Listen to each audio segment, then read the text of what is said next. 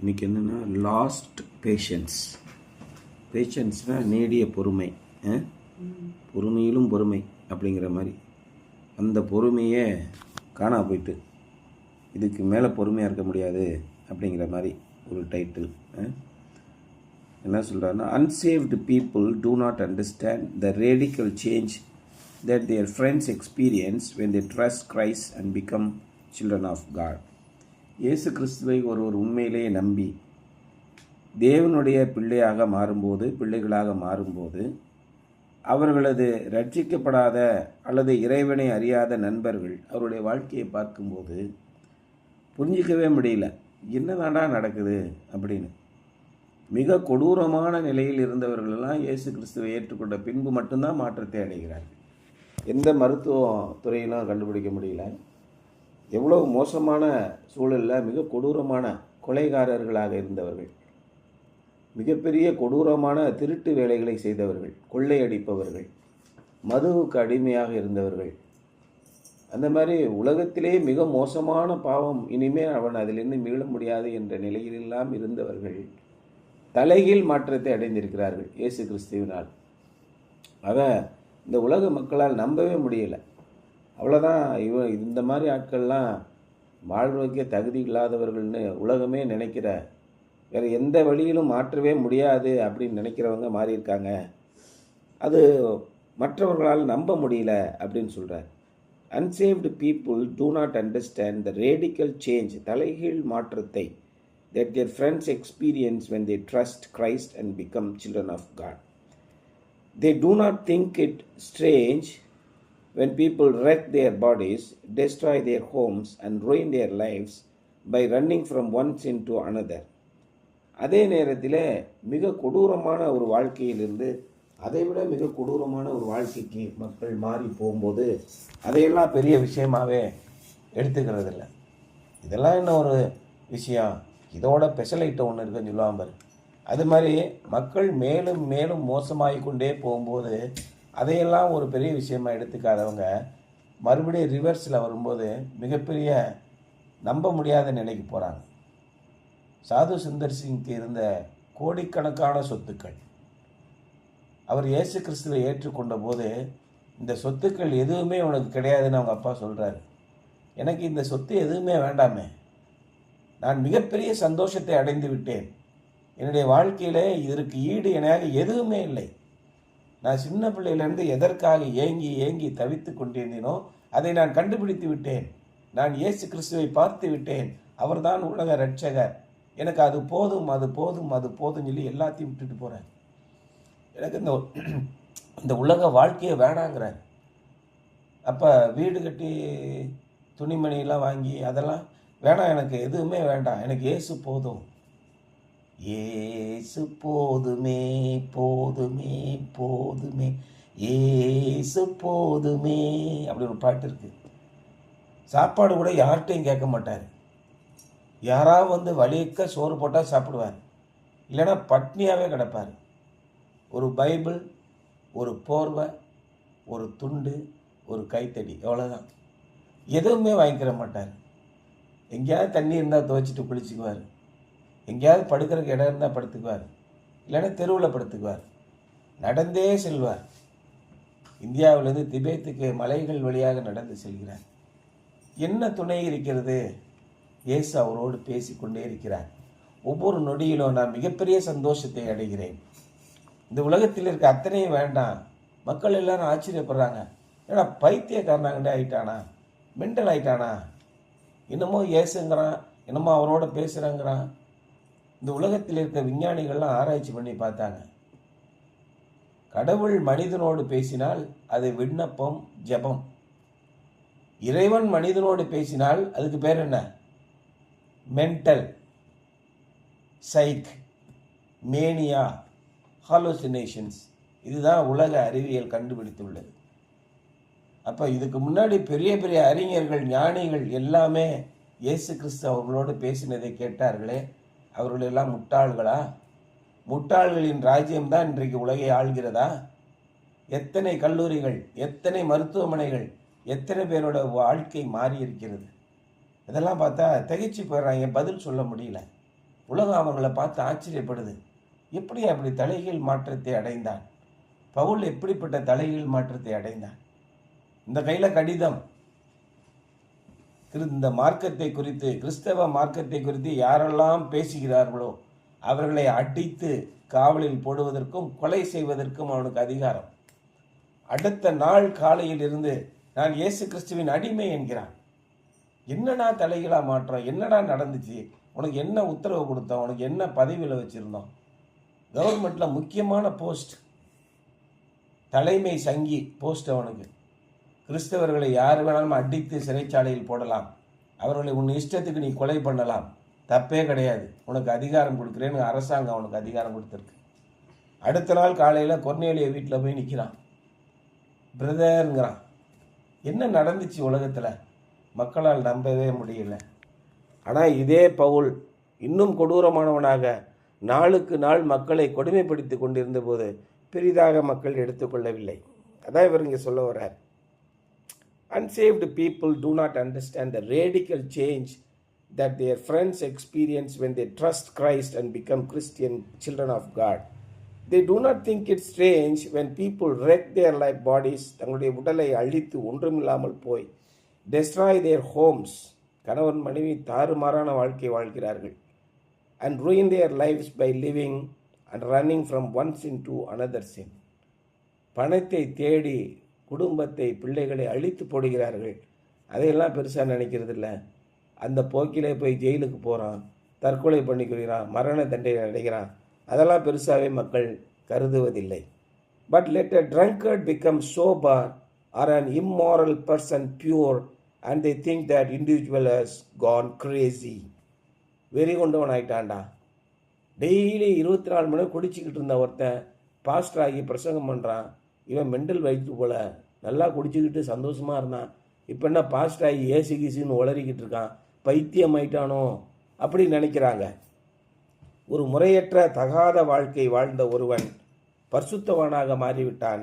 அவனை என்ன சொல்கிறாங்க? ஐய மர கலண்டு போச்சோ அப்படின்னு சொல்லி சொல்கிறாங்க. And they think that individual has gone Crazy. ஏதோ அவனுக்கு வெறி பிடிச்சி போய் நாய்க்கு வெறி பிடிச்ச மாதிரி மெண்டல் ஆகிட்டான் போல இப்படின்னு இந்த உலக மக்கள் சொல்கிறார்கள். We must be patient toward the lost even though we do not agree with their lifestyles or participate in their sins. அப்போது கேடு கெட்டவர்கள், இந்த உலக வாழ்க்கையிலே உலகத்திலே தங்களுடைய வாழ்க்கையை தொலைத்து போனவர்கள் எப்படியாப்பட்டவர்களாக இருந்தாலும் நான் அவர்களோடு பொறுமை உள்ளவர்களாக இருக்க வேண்டும். அவருடைய வாழ்க்கை முறை நமக்கு ஏற்புடையதாக இல்லை என்றாலும் கூட, அவர்கள் செய்யும் தகாத விதமான செயல்களில் நாம் ஈடுபடவில்லை என்றாலும் கூட நாம் அவர்களிடத்திலே மிகவும் பொறுமையாக நடந்து கொள்ள வேண்டும் என்று சொல்கிறார். After all, unsaved people are blind to spiritual truth and dead to spiritual enjoyment. அவர்கள் இந்த ஆவிக்குரிய சந்தோஷம் இருக்குல்ல, இந்த மகிழ்ச்சி இருக்குல்ல, அது என்னன்னே தெரியாது. நம்ம தான் நான் மிக சந்தோஷமாக இருந்தேன், நான் ஜெயிலில் இருந்தேன். பவுல் சொல்கிறார், 1 குறைய 49 அடியாக 50 அடியாக 3 தரம் சவுக்குனாலே என்னை அடித்தாங்க. அநேக தரம் கப்பர் சிதைத்திலே இருந்தேன். ஒரு நாள் முழுவதும் இரவும் பகலும் தண்ணீரிலே மிதந்து கொண்டிருந்தேன். எத்தனையோ முறை கொலை முயற்சிகளில் இருந்தேன், எத்தனையோ கல்லெறி உண்டேன், எல்லாமே இருந்தேன். நான் ரொம்ப சந்தோஷமாக இருந்தேங்கிறார். ஏன்னா பைத்தியமாடா உனக்கு, இன்னும் கொஞ்சம் உன்னை சவுக்கு கொண்டிருப்பானுவான், நீ எல்லாத்துலேயும் சிக்கி தப்பிச்சிருந்து சந்தோஷமாக இருக்கேங்கிற. இந்த மாதிரி ஒரு சூழ்நிலையில் சாதாரண வாழ்க்கை வாழும் ஒரு மனிதனாக இருந்தால், இதையெல்லாம் எனக்கு தேவையில்லாத வேலைங்க, நான் ஏன் இயேசுவை போய் சொல்லிவிட்டு அடி வாங்கணும்? நான் போகிறேங்க, எனக்கு அது மதமும் வேணாம் கிறிஸ்துவம் வேணாம்னு சொல்லி போயிருக்கணும்ல. எங்கே போய் சொல்கிறாரு? இறுதி கட்டத்தில் போயிட்டார். சாவு எனக்கு வாதாயம், கிறிஸ்து இயேசு எனக்கு ஜீவன் அப்படிங்கிறார். என்னையாச்சு உனக்கு? நம்ப முடியல. ஆனால் நாம் எப்படி இருக்கணும்? இந்த உலகத்திலே நம்ப முடியாமல் நம்மை பார்க்கிறார்கள் அல்லவா, அவர்களிடத்திலே பொறுமையாக இருக்க வேண்டும். ஏன்னா அவர்களுக்கு ஆவிக்குரிய சந்தோஷம்னா என்னன்னே தெரியாது, ஆவிக்குரிய உண்மைனா என்னன்னே தெரியாது. அவர்களிடத்திலே நாம் பொறுமையாக நாம் வாழ்ந்து காட்ட வேண்டும். ஆனால் ஆவிக்குரிய உண்மை என்ன என்று தெரிந்து, ஆவிக்குரிய சந்தோஷம் என்ன என்று தெரிந்து இயேசு கிறிஸ்துவை மறுதலில் இருக்கிறார்கள் அல்லவா, அவர்களிடத்தில் நீங்கள் எப்படி இருப்பீர்கள்? அங்கே தான் ஒரு பெரிய பிரச்சனையே வருது. In fact our contact with the lost is important to them since we are the bearers of the truth that we need. நம்மிடத்திலே உண்மை இருக்கிறது, நம்மிடத்திலே சத்தியம் இருக்கிறது, நம்மிடத்திலே ட்ரூத் இருக்கிறது. என்ன ட்ரூத்? இயேசு கிறிஸ்து தான் அந்த உண்மை. இயேசு கிறிஸ்துவை இல்லை என்று சொல்லுவதற்காக பல லட்சம் பேர் வெறி கொண்டு போய் அழைக்கிறார்கள். சரி, இல்லைன்னா இருந்துட்டு போட்டுமையா, என்னையா பண்ண சொல்கிற? இல்லை, இயேசு கிறிஸ்துலாம் கிடையாது, அவர் கடவுள் கிடையாது. சரியா, இருந்துட்டு போட்டியா, என்னையா பண்ண சொல்கிற? இயேசு கிறிஸ்து கிடையாதுங்கிற, அப்புறம் இருந்துட்டு போட்டுங்கிறீங்க. மேலே மேலே வெறி கொண்டு போய் போகிறாங்க. முஸ்லீம் நாடுகளிலும் சிங்கப்பூரிலும் மலேசியாவிலும் மற்ற நாடுகளும் இயேசு கடவுள் கிடையாது. ஆமாம், இயேசு கடவுள் கிடையாது, என்ன பிரச்சனை உனக்கு? இல்லை, இயேசை பற்றி நீங்கள் சொல்லாதீங்க, இயேசு கடவுள் கிடையாது. இருந்துட்டு போட்டோம்யா, என்னையா பிரச்சனை உனக்கு?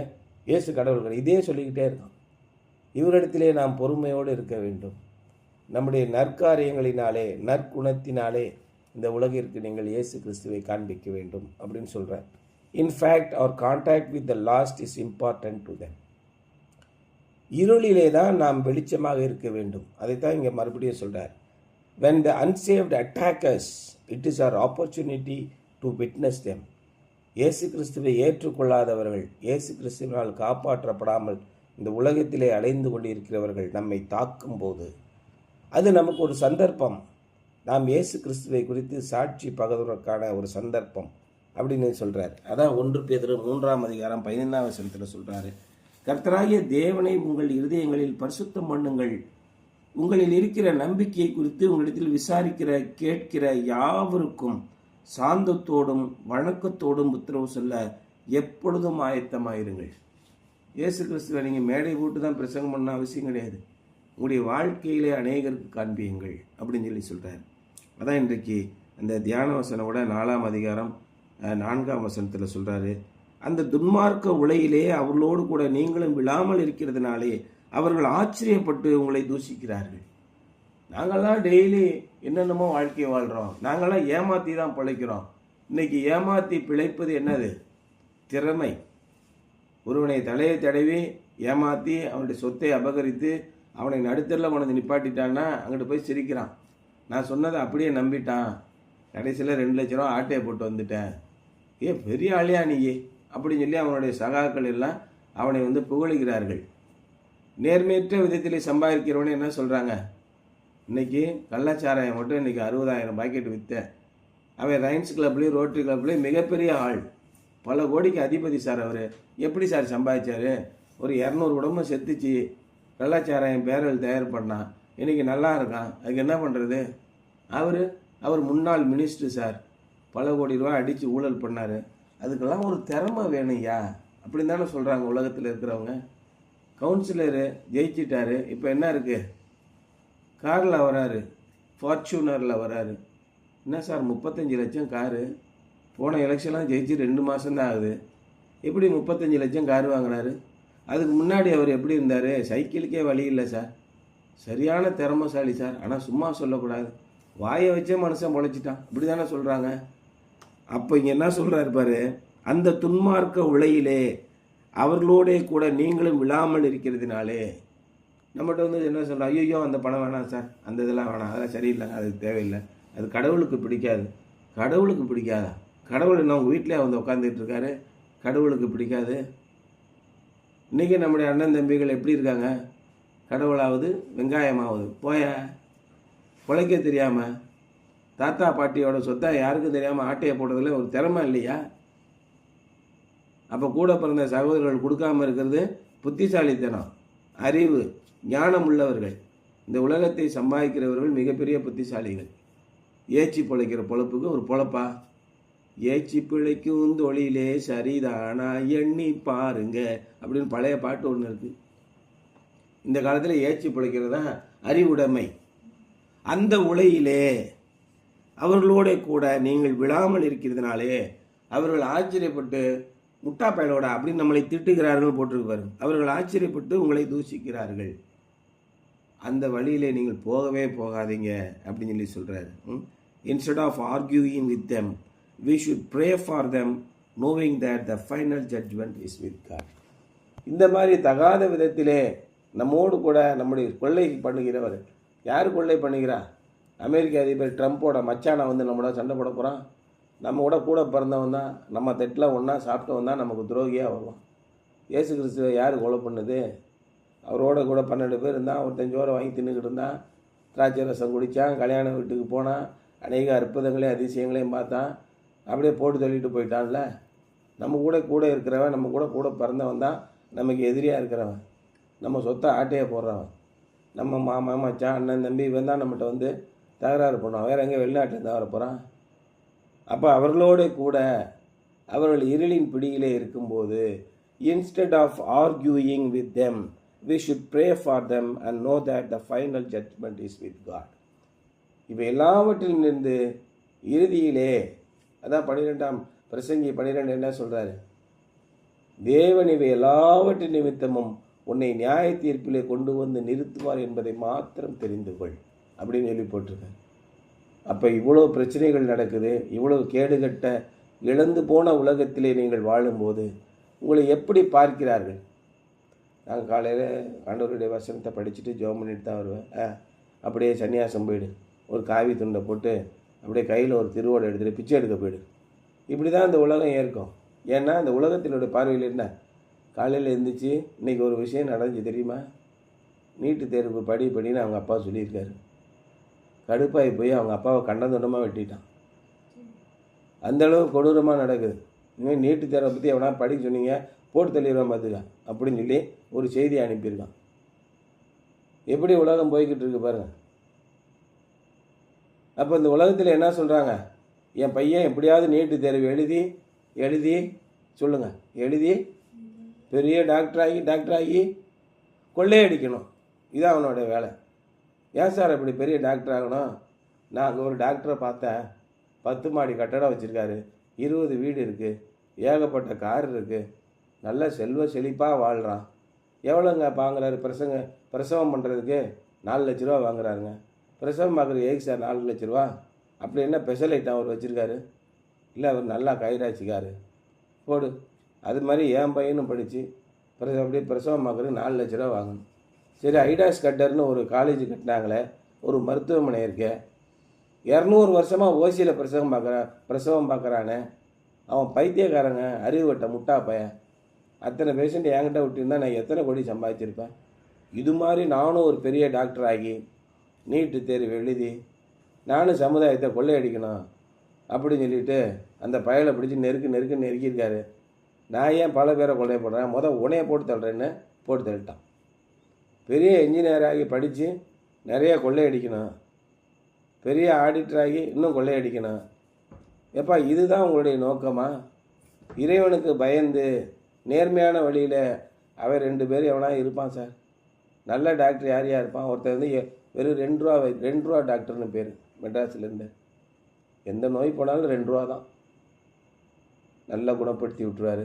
5 ரூபாய்க்கு மேலே மருந்து கிடையாது. உலகத்திலேயே ஒரு மனிதனுக்கு தேவையான அத்தனையும் இறைவன் இலவசமாக படைத்திருக்கிறார். நம்ம தான் நம்முடைய பேராசையினாலே அந்த டாக்டர்கிட்ட போகணும், இந்த டாக்டர்கிட்ட போகணும், அங்கே போகணும், இங்கே போகணும் அப்படின்னு சொல்லி சொல்கிறாங்க. அப்போ என்ன ஆகுது? தங்களுடைய பேராசையினாலே அழிவை சம்பாதித்துக் கொள்கிறார்கள். நீங்கள் உங்கள் வாழ்க்கையில் என்ன நினைத்து கொண்டிருக்கிறீர்கள்? இறைவனை முன்னுதாரணமாக வைத்தீங்க, இறைவனை முன்னோடியாக முதல் நிலையிலே நீங்கள் வைத்தீர்கள் என்றால் இந்த எல்லாத்திலிருந்து காப்பாற்றப்படுவீர்கள். இல்லைன்னா ஆமாம் அவன் சொல்கிறது கரெக்டு தானே, அப்படி தான் நம்ம இருக்கணுமோ அப்படின்னு நமக்கு எண்ணம் வரும். ஆனால் இறைவனுடைய வழிகளை நீங்கள் கை கொண்டால் இவை எல்லாவற்றிலிருந்து காக்கப்படுவீர்கள். இதான் ரொம்ப முக்கியமான ஒரு விஷயம். இந்த உலகத்திலே உங்களுக்கு நெருக்கடிகள் வரும். when they attack you அப்படின்னு போட்டுருப்பாரு. when the unsaved attack us. அட்டாக்னா என்ன? ஒரு பெரிய கத்தி எடுத்துகிட்டு வந்து நடு மட்டையில் உற்றே போட்டு பழக்கிறது தான் அட்டாக்கா? தங்களுடைய கருத்துக்களால் உங்களிடத்திலே மோதும்போது, உங்களுக்கு நெருக்கடிகளை கொடுக்கும்போது நீங்கள் என்ன செய்வீங்க? ஆமாம் அவர் சொல்கிறது உண்மை மாதிரி தான் தெரியுது, அது மாதிரி தான் வாழணும், அதுக்காக பணம் இல்லாமல் அந்த உலகத்தில் வாழ்ந்துட முடியுமா? சொல்லுங்கள். பெரிய பணக்காரங்க நிறைய சம்பாதிச்சு கோடியாக நம்ம பொட்டியில் வச்சுக்கிட்டாதான் நம்ம வந்து நல்ல வழியில் வாழ முடியும் அப்படின்னு சொல்லுவாங்க. ஆனால் அதெல்லாம் உங்களுக்கு ஒரு வாய்ப்பு. அந்த வாய்ப்பிலே நீங்கள் எப்பொழுது சாட்சிகளாக வாழ்வீர்கள்? இயேசு கிறிஸ்துவை உங்களுடைய சொந்த இரட்சகராக அனுபவத்திலே கண்டு அவரை குறித்து உங்களுடைய வாழ்க்கையிலே முழுமையான மாற்றத்தை நீங்கள் காண்பிக்கும் போது தான் அவர்களுக்கு ஒரு சாட்சியை உங்களுக்கு காண்பிக்க முடியும்.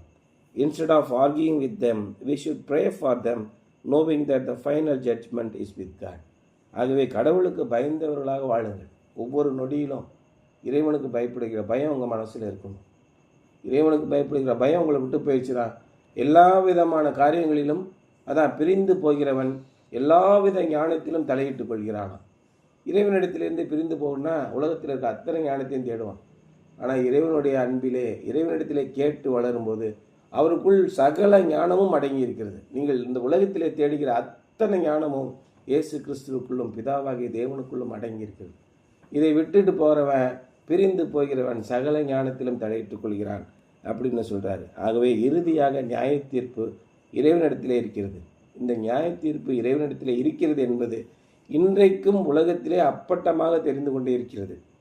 அந்த ஒரு விஷயத்தை நீங்கள் யோசனை பண்ணி பாருங்கன்னு சொல்கிறேன். கெட்டவன் கேடு கெட்டவனாக போய்கிட்டு இருக்கும்போது உலக மக்கள் கண்டுக்கிறது இல்லை. ஒரு கேடுகட்ட கெட்டவன் ஒருத்தர் திடீர்னு நல்ல நிலைக்கு வந்து நேர்மையான மனிதனாக வாழும்போது அவனை பைத்தியம் என்று சொல்கிறார்கள் இல்லையா? Something to ponder. Do you know an unsaved person for whom you may be the sole contact with Christianity? உங்களுக்கு இந்த உலகத்திலே இறைவனால் காப்பாற்றப்படாத ஒரு மனிதன் யாரையாவது தெரியுமா? அவருக்கு இருக்கிற ஒரே கிறிஸ்துவை தெரிந்த நபர் நீங்கள் தான் என்றால் what can you do to maintain that relationship? அந்த உறவை காப்பாற்றுவதற்கு நீங்கள் என்ன சொல்லுவீங்க? என்னுடைய நண்பர்களாக பல்வேறு தரப்பட்டவர்களாக இருப்பாங்க. அப்போ நான் என்ன சொல்லுவேன்? நோ, இது பண்ண முடியாது, இது செய்ய முடியாது, அது எனக்கு தேவையில்லை, நீங்கள் வேணால் போய் பண்ணிக்கோங்க, இந்த மாதிரி விஷயத்தில் நான் தலையிட மாட்டேன் அப்படின்னு சொன்னோடனே அப்படியே பார்ப்பாங்க. அவர் பண்ண மாட்டார், அவரை விட்டுருங்க அப்படிம்பாங்க. நமக்கு ஆதரவாக 4 பேர் வருவோம். சார் அவர் அதில் தலையிட மாட்டார், விட்டுருங்க, இப்படி சொல்கிறாங்க. அப்போது கிறிஸ்துவத்தை நீங்கள் காண்பிக்க வேண்டும் என்றால் நீங்கள் எதிரே காண்பிப்பீர்கள், உங்களுடைய நற்குணங்களினாலே நீங்கள் காண்பிக்க வேண்டும் அப்படின்னு சொல்லி சொல்கிறார். உண்பதோ உடுப்பதோ அல்லது நம்முடைய ஸ்டேட்டஸை காண்பிப்பதோ ஒரு விஷயம் இல்லை. உங்களுடைய நற்குணங்களினாலே இந்த உலகத்தை நீங்கள் ஆதாயப்படுத்துங்கள் அப்படின்னு தான் சொல்கிறாரு. அதான் இன்னைக்கு லாஸ்ட் பேஷன்ஸ் அப்படின்னு போட்டிருக்கு, பொறுமை இழந்த மக்கள் அப்படின்னு சொல்லி போட்டிருக்கு. சரியா? அதான் இன்றைய தியானம்.